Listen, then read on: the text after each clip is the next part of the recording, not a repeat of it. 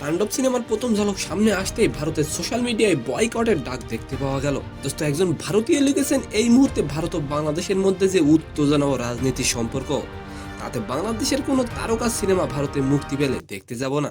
And second নিউজে থাকবে দোস্ত, জনপ্রিয় চিত্রনায়িকা নুসরাত ফারিয়া।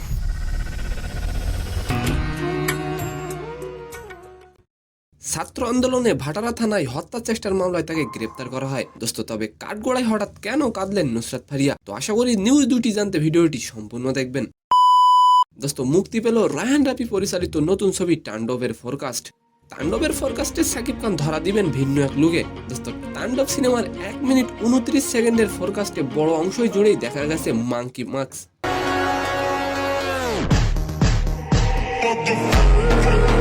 এই মাঙ্কি মাস্কের রহস্য জানতে গেলে দেখতে হবে পুরো সিনেমাটি।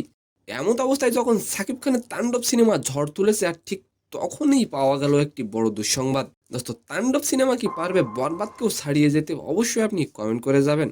দোস্ত, তাণ্ডব সিনেমার ফোরকাস্ট সামনে আসতেই ভারতের সোশ্যাল মিডিয়ায় তাণ্ডব সিনেমার বয়কটের ডাক দেখতে পাওয়া গেল। একজন তো লিখেছেন কলকাতার হলে এইসব বাংলা ছবি মুক্তি না দিলেই হয়। দোস্ত, আর একজন লিখেছেন তাণ্ডব সিনেমার মুক্তি পেলেও আমরা দেখতে যাব না। দোস্ত, আর এবার আলোচনা করব নুসরাত ফারিয়াকে নিয়ে। বৈষম্য বিরোধী ছাত্র আন্দোলনে ঢাকার ভাটারা থানায় হত্যা চেষ্টার মামলায় নুসরাত ফারিয়াকে কারাগারে পাঠানোর আদেশ দিয়েছে আদালত। এক আইনজীবী নুসরাত ফারিয়াকে ফ্যাসিস্টের দোসর আখ্যা দিয়ে শুনানি শুরু করেন, আর এর ফলেই শুনানি চলাকালে ফারিয়া কেঁদে ফেলেন। তো সম্মানিত দর্শক, আজকের ভিডিওটি কেমন লাগলো অবশ্যই কমেন্ট বক্সে জানাবেন। আর ভিডিওটি যদি ভালো লাগে অবশ্যই একটি লাইক দিয়ে আমাদের চ্যানেলটিকে সাবস্ক্রাইব করে দিবেন। ধন্যবাদ।